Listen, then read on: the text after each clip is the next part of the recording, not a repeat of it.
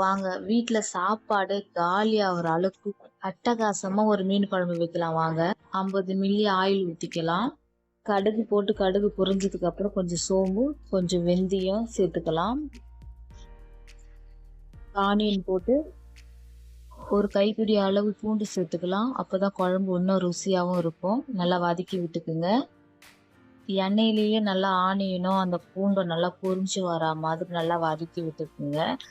அதுக்கப்புறம் அது கூட வந்து கட் பண்ணி வச்சுருந்த தக்காளியை கொட்டி ஆட் பண்ணிக்கோங்க. ஒரு ஸ்பூன் சால்ட்டும் சேர்த்துக்குங்க. அது கூட மஞ்சள் ஒரு ஸ்பூன் சேர்த்து நல்லா மிக்ஸ் பண்ணி நல்லா இந்த மாதிரி வதக்கி விட்டுக்குங்க. நல்லா வதக்கி விட்டுக்குங்க. சால்ட்டு போட்டு நம்ம வதக்கணும்னா தக்காளி டக்குன்னு குழஞ்சி வந்துடும். அதுக்கு தான் சால்ட்டு சேர்த்து கூட நல்லா இந்த மாதிரி நல்லா குழஞ்சி வர மாதிரி வதக்கி விட்டுக்குங்க. 2 தக்காளி 2 வெங்காயம் எடுத்து நல்லா மிக்ஸி ஜாரில் கொரன்னு அரைச்சி எடுத்துக்கோங்க. அப்போ தான் குழம்பு வந்து ரொம்ப திக்னஸ்ஸாக இருக்கும். அப்போ தான் குழம்பு ஒரு 6 பேர் 7 பேர் சாப்பிட்ற மாதிரி இருக்கும். நல்லா பச்சை வாசனை போகிற மாதிரி நல்லா வதக்கி எடுத்துக்கோங்க. அந்த எண்ணெயிலேயே அது வந்து பச்சை வாசனை போகிற மாதிரி நல்லா நல்லா பொரிஞ்சு வர மாதிரி நல்லா கொதன்னு கொதிச்சு வர மாதிரி நல்லா வதக்கி எடுத்துக்கோங்க. நல்லா பச்சை வாசனைலாம் நல்லா போனதுக்கப்புறம் வீட்டில் அரைச்ச மிளகாத்தூள் 2 ஸ்பூன் சேர்த்துக்குங்க. அப்போ தான் குழம்பு ரொம்ப நல்லாவும் இருக்கும், சாப்பிட ருசியாகவும் இருக்கும். 2 ஸ்பூன் ஆட் பண்ணிக்கோங்க. ஆட் பண்ணி நல்லா மிக்ஸ் பண்ணி விட்டுக்குங்க. ஒரு சைடு என்ன பண்ணுங்க, புளி நல்லா கட்டியாக நல்லா கரைச்சி வச்சுக்கோங்க தேவையான அளவு. இப்போ கரைச்சி வச்ச புளியை ஊற்றிப்போம். நல்லா மிக்ஸ் பண்ணி விட்டுப்போம். அது கூட கொஞ்சம் தண்ணி தேவையான அளவு கொஞ்சம் சேர்த்துக்குங்க. அப்போ தான் ரொம்ப புளிப்பு தன்மையாக இருக்காது, குழம்பு நல்லா இருக்கும் சாப்பிட்றதுக்கு. நல்லா இந்த மாதிரி கொதிச்சு வந்த பிறகு நம்ம க்ளீன் பண்ண வச்சிருந்த மீனை எடுத்து இதில் வந்து போட்டுப்போம்.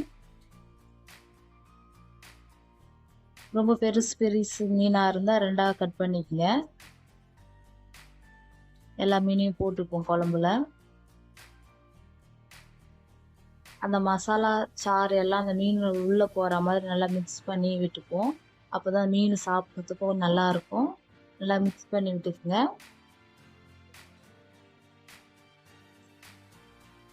ஒரு 5 நிமிஷம் நல்லா வந்து நல்லா கொதிக்க விடுங்க.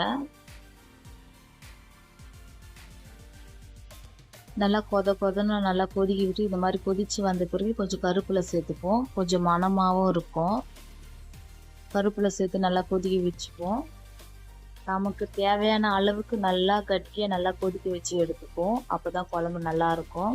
உங்கள் வீட்டில் உங்கள் ஹஸ்பண்டு வேறு யாராவது உங்கள் வீட்டில் உங்கள் மேலே கோபமாக இருந்தாலும் இந்த மாதிரி செஞ்சு கொடுத்து பாருங்கள். உங்கள் சமையலை சாப்பிட்டதுக்கப்புறம் மேலே இருக்கிற கோபமே பறந்து ஒரு பக்கம் போயிடும். அவ்வளோ சுவையாகவும் அருமையாகவும் இருக்கும் இந்த மீன் குழம்பு. மிஸ் பண்ணிடாதீங்க. மீன் குழம்பு அடிக்கடி செஞ்சு சாப்பிட்டு பாருங்க. அவ்வளோ அருமையாக இருக்கும். வெள்ளை சாதத்தில் கொஞ்சம் மீன் குழம்பை ஊற்றி அதில் கொஞ்சம் மீனை வச்சு பிசைஞ்சு சாப்பிட்டு பார்த்தோம்னா அவ்வளோ சுவையாக இருக்கும்.